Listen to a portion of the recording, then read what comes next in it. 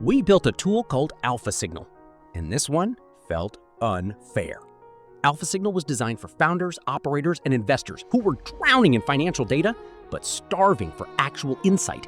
You'd connect your Stripe, QuickBooks, bank accounts, CRM, ad platforms, and Alpha Signal would do something insanely powerful. It would translate raw financial data into decisions. Not dashboards, not charts, actual moves.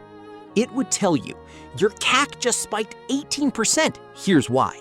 This customer segment is about to churn. You're underpricing this offer by 22%. And the killer feature, it didn't just analyze, it recommended actions.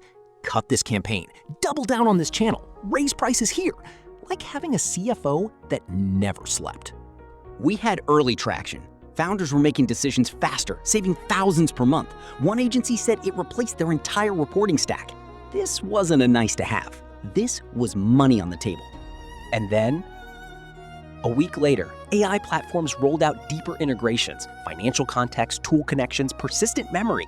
Suddenly, you could just plug in your data and ask, what should I do to grow faster? And it would tell you. Same insights, same recommendations, no separate product needed. And just like that, Alpha Signal went from a venture scale idea to a prompt.